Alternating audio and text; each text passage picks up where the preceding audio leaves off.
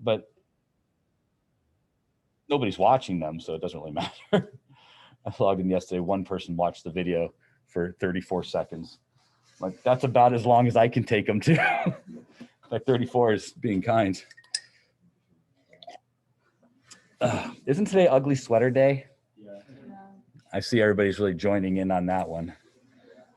So let's see if we do. I mean, I see sweaters. I'm not sure I'm allowed to say that they're ugly or not. I'm not sure they fit the technical Christmas definition of ugly. And I don't want to rate your wardrobe. So I see 3 sweaters in the room. So I'm not going to say if they're ugly or not. But today was ugly. I didn't wear my ugly sweater because I didn't want to. That's probably the only reason. I just don't think it was advertised particularly well. What was that? I just said you were probably playing chess. What's you in the fascination? This fascination of chess? I am watching the Queen's Gambit. I'm not. I am. My family's all into it, so am I. You really, a drug addict teenager who plays chess doesn't somehow fascinate you? I didn't even know that was well, you know, I don't know about you, but I stay home a lot and I'm running out of TV. So, you know, we're watching this because it's new. There's not a lot of new out there. Do you have a chessboard or anything? We have several. I play almost every other day. Oh, that's good. I suck at chess. I play every other day, but I am terrible at it. I'd be happy to lose to you sometime too. So, yeah. I mean, I know what all the pieces do. And I always believe I have strategy, but basically I just move the pieces around. So there we go. And I've played a lot and I still am terrible at it. So number 11. On that note, all the people at home are saying, can we get on with it, please? Yes, we can. Number 11. Okay, didn't we talk about this in class? It's okay. I don't mind talking about it again. But you said 11C. So let's see, what is 11C? Oh, there's more. All right. There's a lot more. Holy smokes. Okay, so part A was the graph part. We did talk about that in class, right? I don't really want to cover it too much. Do I think they're going to do something crazy like this? I don't know. I don't care. Yes, maybe. I don't know. You just, you know, I don't know. But then question B, a block of mass M initially at rest on a vertical height, blah, blah, blah. There's all sorts of stuff there. The block then comes down in contact with the spring, the effective force friction F. What are you supposed to do here? Pick one of these. So you just have to choose the picture that matches the description. That probably wasn't particularly hard, was it? So I'm thinking whatever one, you know, has the object at the top at the initial and at the bottom at the final probably would work out because the spring energy was at the end and the gravitational energy was at the beginning. That's the big indicator there. So if you can figure that part out, I think you've got the graph part down and you can match it up with the picture. Question C, when the block comes to rest momentarily, what is the compression of the spring? Yes, that's a good question. And that's one that I would encourage you to be able to do. So let's talk about that particular question. And moreover, I want to explain different things about that question that you have not thought of that I have, and so have the test writers. So if I were you, I would use this as a bit of a note-taking opportunity because I'm going to add to the problem in a way that was not mentioned in the problem itself. And you won't like it because it's got lots of mathy stuff. So you guys in the back, would you like us to turn the light? Yeah, let's turn the lights on. Do you mind? You're so helpful today. It's pretty bad when a student is required to make sure you do your job. But I appreciate Rachel for that. Speaking of Rachel, how was the band concert last night? Well, once it started to get cold, I was afraid of that because you're outside. I caught a group of band kids making out upstairs right by my room when I left school yesterday. And as I walked by them, and they did not have their masks on, and they were joined by the mouth, 4 of them, but not all 4 at once. They were in groups of 2. This was after I was locking up after all the people left for making cards. And I go by there, I go, you know, are you guys here for the band concert? They were wearing all black, so I assumed yes. And they go, yes. I go, you probably shouldn't be up here unsupervised.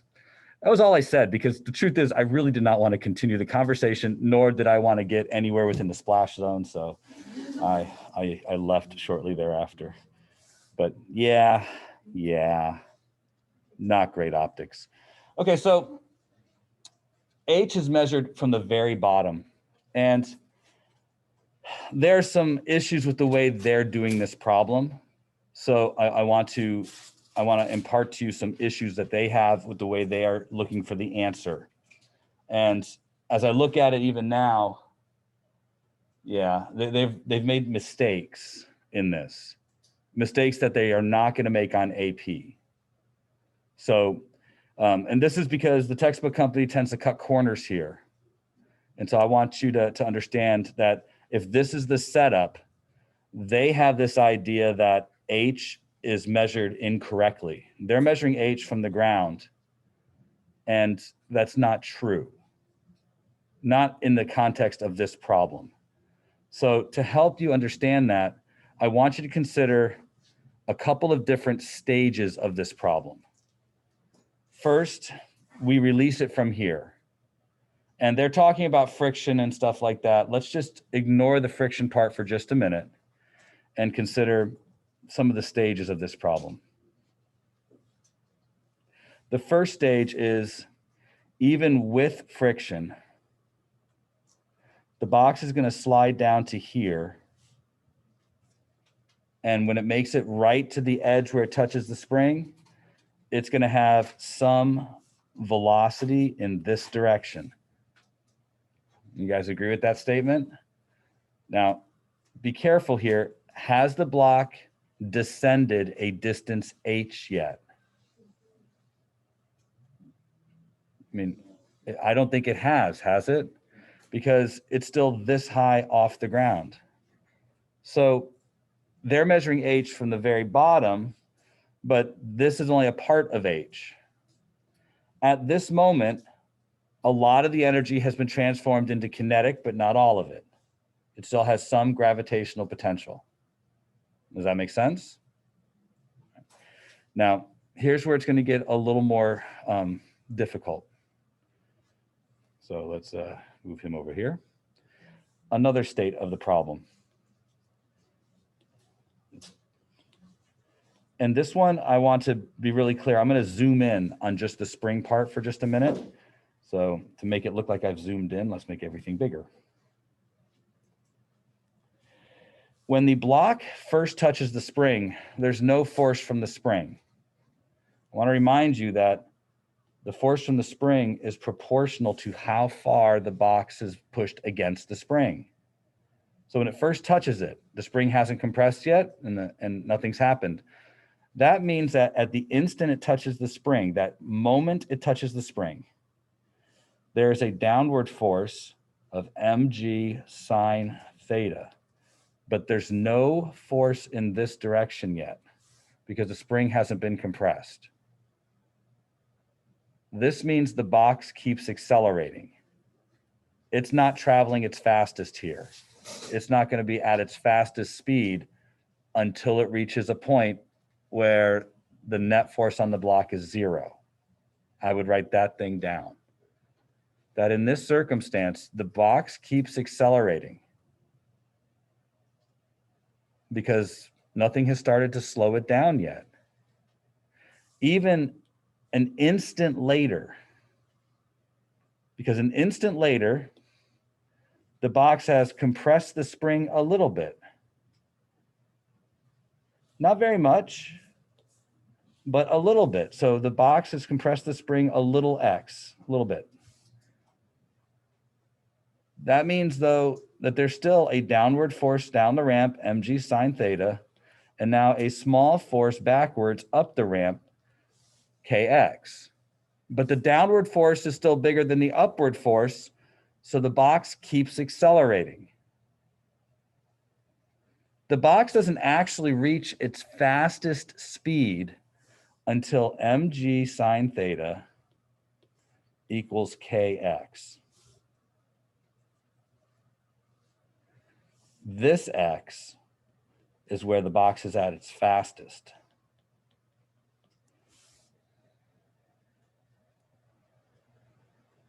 Now, what's weird about this is that's not the point where all the energy is kinetic.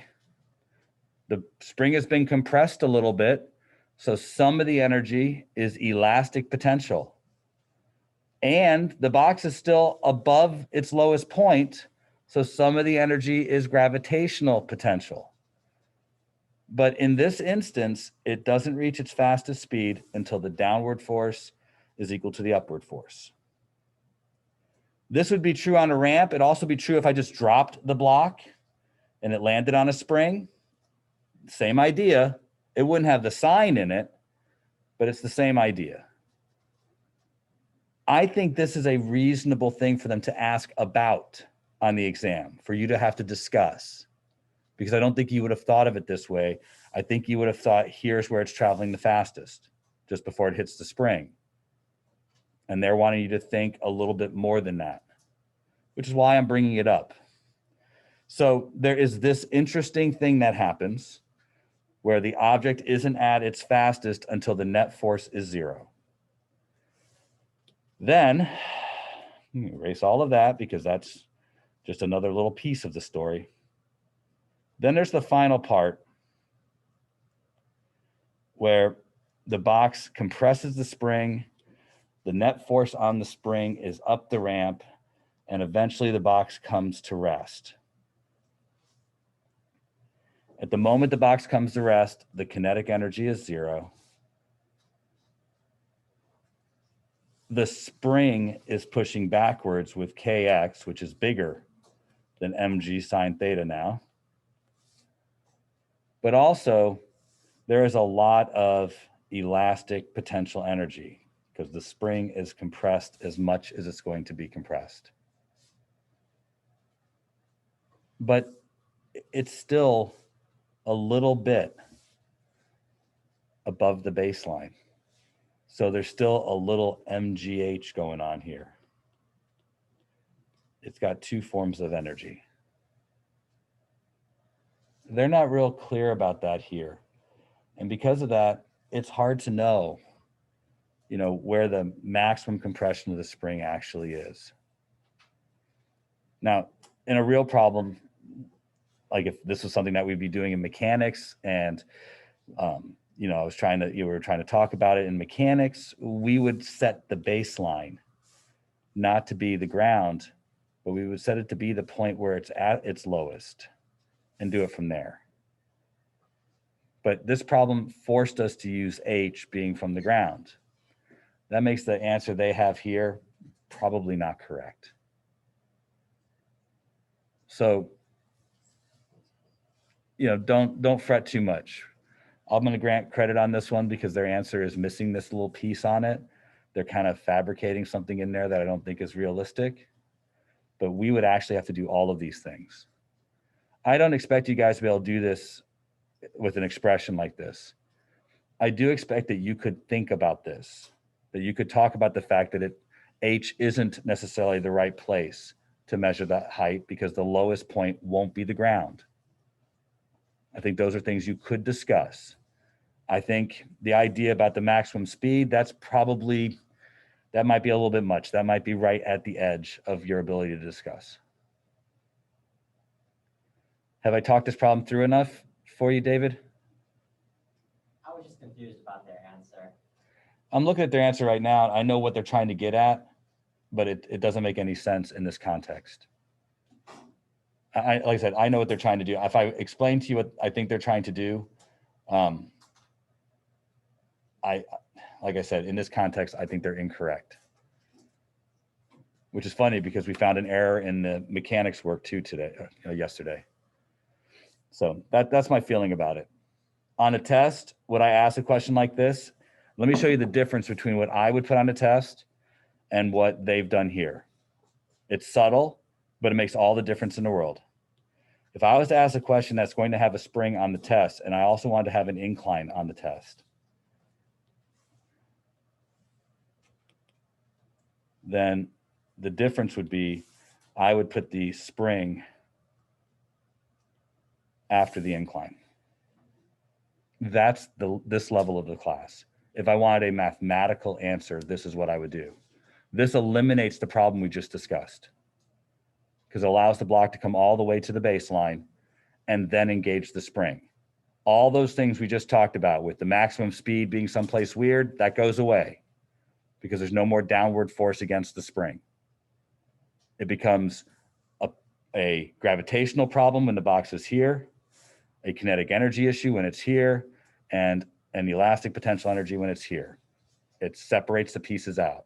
So this is what I would expect to be on your test if I wanted to have elastic potential energy and a ramp. Does that make sense? Do you see the difference? I hope. Okay, that's 11. So the next one you guys wanted me to do was 14. We can do 14. Maybe. You are asked to help design a new type of loop-to-loop ride. All right.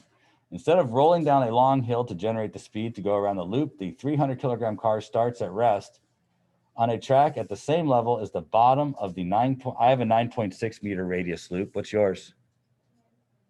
What's that? 9.8. All right. Oh, we just used 10. I'm gonna probably use R. The cart is pressed against a compressed spring. All right, so we're gonna kill the people. Excellent. Excellent. All right, so choose a spring of the appropriate spring constant to launch the cart so that the downward force exerted by the track on the cart as it passes through the loop is 0.2 times the force that the earth exerts on the cart. All right, so they added some stuff in here. I think this problem is not outside the boundaries of this class. Does that make sense? I think that this is within your abilities. I think it's probably max level of your abilities, but that doesn't change the fact that I think I could put this on a test. And the reason I'm saying that is because this problem is one you can memorize. And I hope you realize that at this point, the loop-to-loop problem is always the same. It doesn't change. I'm gonna do all the same things we've been talking about. We have a condition that has to be met. The condition is that when we are up here, they are telling me that the downward force from the track is 0.2 times the weight. That's important. That's a detail. And you guys might not have 0.2. I have 0.2 times the weight. So I know there's a limiting condition, and I'm going to use the limiting condition to figure out what the velocity is. In your notes, you probably need to put that in there, that the velocity here is limited by the net force because it's a loop. It has to be in centripetal motion. That has a higher priority than the discussion about energy. You have to do this first to figure out how fast it's going. So I'm going to do net force equals mv squared over r. You guys use your own r, whatever it is for your problem. And then mine tells me that it's, when I look at the normal force and the weight, which are the two forces that are acting down on the cart here, they tell me specifically that the normal force is 0.2 times the weight. That just means I take the normal force and put 0.2 mg plus mg. Many students forget this, but it's still acting on the cart too. This has to equal mv squared over r. Now, I'm gonna show you something here in a minute. It's a trick to make these problems go faster. Most of you will merely solve for the velocity. I'm not going to, and I'll show you why. This is 1.2 mg r, and that equals mv squared. The reason I'm not solving for v is I know in a few minutes I'm going to do some energy stuff, and kinetic energy is 1/2 mv squared. It's a lot easier than if I have mv squared already. Saves time. And not just time, you're going to do substitution. Why go through the process of dividing out by m and taking the square root just to have to take that same thing and square it again and multiply by m? So up here, the cart, we've done the part that tells us the limiting factor. This is the speed. So up here, the cart has kinetic energy and gravitational potential. When it's pushed up against the spring, the cart's only got elastic. Assuming no loss is due to friction, those have to be equal. So 1/2 kx squared equals 1/2 mv squared plus mgh. What am I going to use for h here? Thank you. 2 times the radius. Good job. There we go. Now substitute here.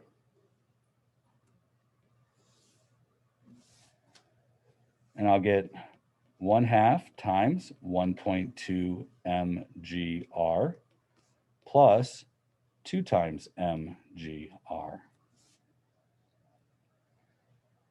I know you guys tend to like to put your numbers in right away, but I want to point out by doing it this way, you get some simplifications here. This ends up all adding up to be 2.6 mgr, and that equals 1/2 kx squared. So I don't know what the problem actually wants you to find, but whatever it is, you can find it with that. So if it was k, good, go for it. If it was x, go for it. I do want to point out that you would never build a roller coaster like this. Not only would it injure people, but I want you to think about this. If you built a roller coaster like this, no matter what your answer is, it depends on M. What are you gonna do? Make people stand on a scale before they get on a ride? Or is it only certain people can ride this ride? I mean, anything, you would never make a ride that depends on the mass of the occupants. I mean, at least not one where you want to move a lot of occupants through it. So yeah, they would never make a ride like this. Now, there are rides where you do have to give them your mass. Has anybody ever ridden one of those harness rides where they're gonna hook you up in a harness and drop you or something like that?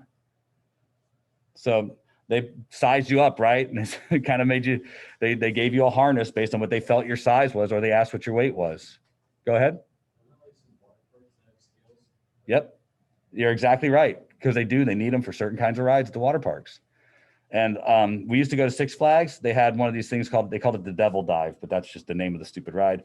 It was a big swing that was about, I think the ropes on it were about 200 feet. So you were retracted way up into the air and released. And, you know, you got basically about a 1.5 seconds of free fall on it. It was pretty awesome. But yeah, you had to give them your weight because they decided to harness based on that. So you didn't, you know, snap the lines when you went down. Anybody ever skydive or bungee jump? They're gonna need your weight. Go ahead. Oh. All right. So is that the end of this question? We talking to the ground? I am expecting you to do something like this on the exam, on the test next week. This is all fine. Everything here. So I would probably want the limiting factor to be the normal force go to 0. You know me, what's the smallest it can be? I'd probably give you the spring constant and ask how far do you have to pull back on the spring to make sure you go through the loop. That'd probably I favor that kind of question instead. I want to know that you understand that there's a limit to the normal force. Yes, sir. Well, would that be an FRQ or would that be a multiple choice question? This amount of work should not be a multiple choice question. You don't have the time. Working at 1.5 to 2 minutes, that's too much. So I would say FRQ. Does that make sense? Okay. All right, so 13, making excellent progress. 13, another loop. The loop on the Six Flags Shockwave roller coaster has a 10-meter radius as shown in the figure. The car is moving at 24 meters per second at the bottom of the loop. Determine the force exerted by the seat of the car on an 82-kilogram rider when passing inverted at the top of the loop. This problem is very similar to what we just talked about, but this one crosses the line. I think it could be multiple choice because I think there's a lot of misconceptions that would make for good multiple choice mistakes. So I'm going to talk about all of those and why you will likely choose the wrong answer. So this problem requires that you do 2 things. We have the cart at the bottom with its velocity here. And I think they gave us the mass of the cart, mass of the rider, 82 kilograms. So we have the mass of the person. They want to know what the force on the rider is at the top. Not their weight, but the force from the chair. So they're asking for the normal force. So already, first misconception, you'll give the weight or you'll give the combination of normal force and weight. I would definitely include that as one of the distractors. Second misconception, we need to recognize that when we get up here, the energy here is the same as the energy at the bottom. They've given us the energy in this problem, so we're working the same problem we just did, but in the opposite direction. We need to find out what the velocity is up here. That's an energy problem. We have all kinetic here, and we have gravitational and kinetic up here. So we're just taking this problem and working it the other direction. The kinetic at the bottom is going to be 1/2 m velocity at the bottom squared. And the velocity at the top is going to be 1/2 m velocity at the top squared. Plus, here's the first mistake you'll make. You guys will forget that you have to double the radius. David won't, but some of you will. I will definitely have an answer in the multiple choice where I don't double r and you get a bigger velocity than you're actually supposed to get. Because you make that mistake. It's an easy one to put out there. That's why multiple choice questions have lots like this. They look for the misconceptions and the simple mistakes they are likely to make. But from here, you need to solve for this velocity. Now you have different numbers than I, so I don't know what your numbers are going to be. You have to put your numbers in. I will say that it doesn't matter at this point what the mass of the rider is, but it will for the answer. Because we're still going to do net force equals mv squared over r. And we specifically want the normal force. So there are two forces downwards, normal and weight. So normal plus weight equals mv squared over r. This is the velocity at the top. So I think we're done here. Your job is to figure out n. So you get the velocity at the top, substitute it in here, and solve. Your normal force will be mvt squared over r minus mg. So I could put the numbers I have in for this if you'd like, or are we good to say that that's sufficient?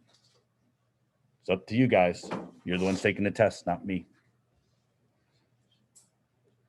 You know me, on a test, I am all about expressions. I hate numbers. So I am more likely to have answers that look like this on your test than answers that have a numerical value. All right, so there was one more. Can't remember what it was. 7. Excellent. Number 7.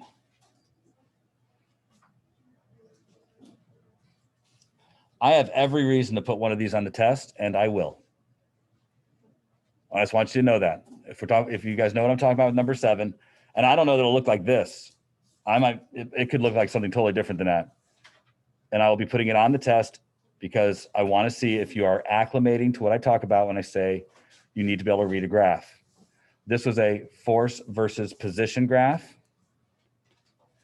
And I'm going to tell you right now, next week, the week when we come back and we finish up momentum, your next test is going to have like 4 or 5 different graphs in multiple choice, all of them subtly different, to see if you know what each of the different graphs mean. If it were me, I would want to start a running page of notes with all the different things that could be on the graph. We already have one for velocity versus time and what the slope and area means, for acceleration versus time, what the slope and area means, for position versus time and what the slope and area means. This is force versus position. You need to know what the slope and area mean. In this graph, the slope means nothing, but the area is the work done, because the area will be force times displacement. Because of that, this is how much work is done. More importantly, if this is the net force, the area under this graph is also the change in kinetic energy. It's important to read the graph closely to know what you're being given. So when I read this, it says the force required to stretch a slingshot by different amounts is shown in the graph in the figure. Luckily, what they've given us is relatively easy. It's the graph you would get from a spring. It would look just like this. It'd be linear. We did it in class with this stupid car. So we know that we get a linear graph from this, and we know that this is representing a spring. It says, what is the spring constant of the spring? Ah, good one. Spring constant of the spring. That's the slope of this line. Force over position.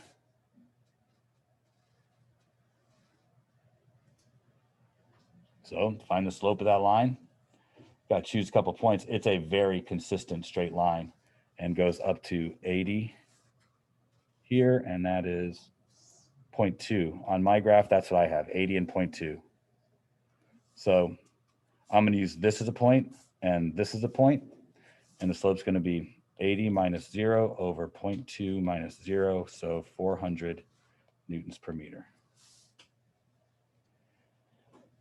And there's bound to be a part B. How much work does a child need to do to stretch a spring 15 centimeters? 15 ends up being like right here.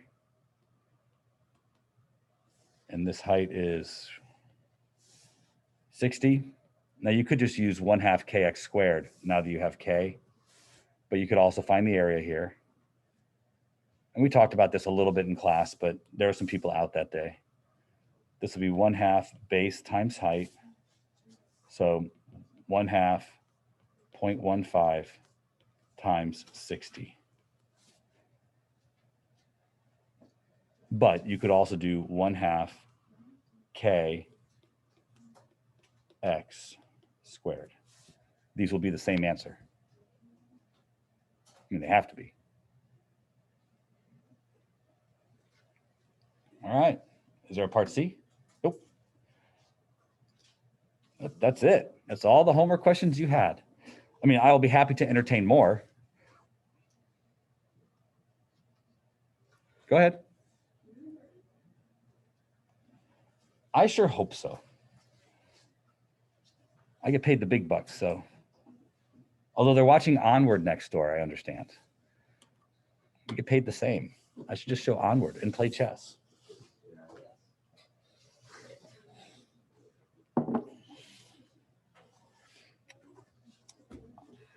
A car skids 42 meters on level road while trying to stop before hitting a standing car in front of it. What's a standing car?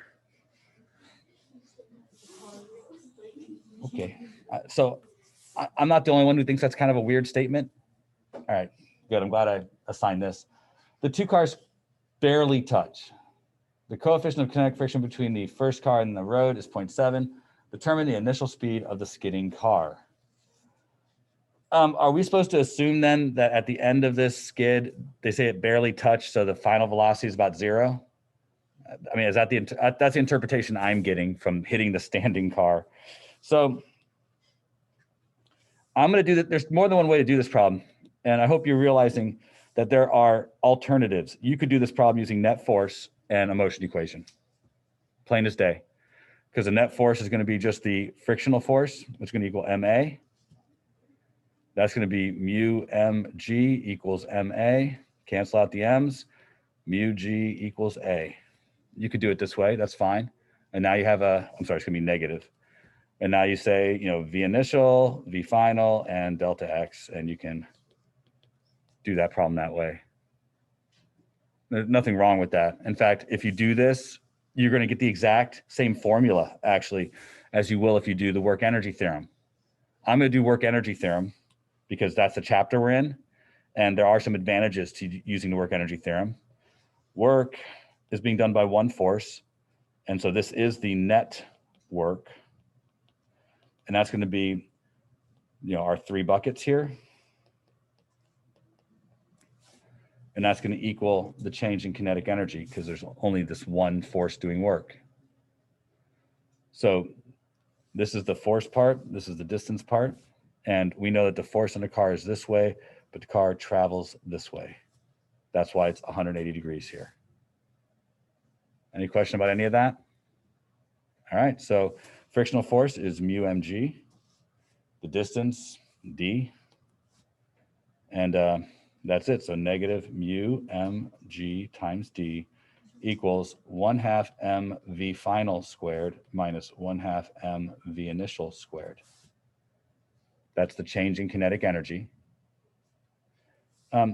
This is 0 because you just said that the final velocity of the car is 0. It just barely touches the other car. He's still going to sue you, but you know, he scratched his bumper. But that's it. This is the whole problem. You got to plug your numbers in now, and there are numbers to plug in. So cancel out the negative signs. I have 0.7. The mass cancels. G, you know these guys, they like 9.8.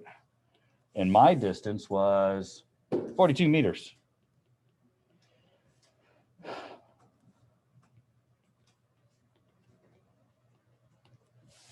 That's what I would get.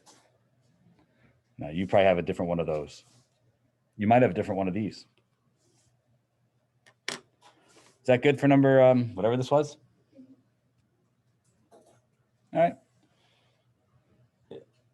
There's 4 minutes left. Yes, sir?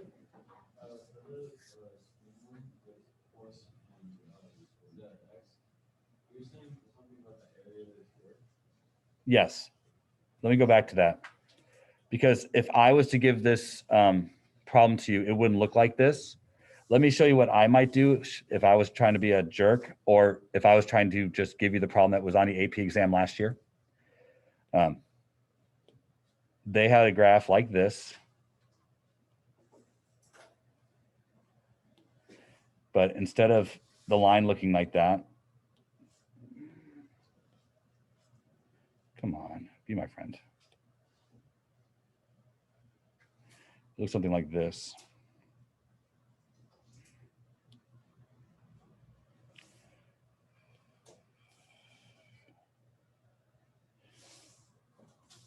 Had some kind of, transitions in it.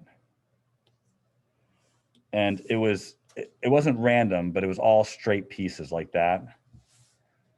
And it said that the object had a velocity of 2 meters per second when it reached 0. And then this is like, it experienced this force over 10 meters, and that's what the final velocity was. Multiple choice question too. And you had to go through and break this up into these pieces. You had to find out all of these areas. And that was the net work. So, 2 triangles, or a triangle, a trapezoid, and a square. But you had to do that and figure out the areas. They were all simple numbers. They weren't hard numbers, but they made it so that the area itself was a little bit complicated. So it wasn't just a spring or something like that. There was no curves there, but you did have to know to break it into these pieces.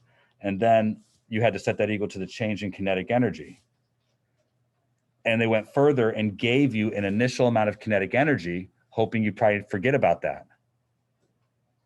So this is what it looked like last year. I don't think it's particularly hard, but I think that when you're rushing on a test, you see something like that and it probably will throw you. But anytime they give you a graph that doesn't look consistent, that has all these different things, it's going to be something about slope or area every time. And you have to know from looking here and here what the area is going to mean.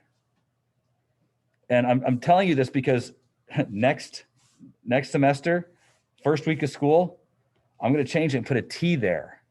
That's really subtle, but it means something different. Force versus time is something called impulse. Force versus position is something called work. You see how subtly different that is, right?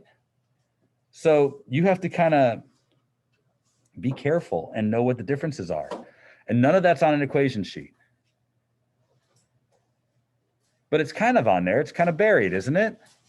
If you see something on the equation sheet that has F times X, that kind of tells you what the area here must mean.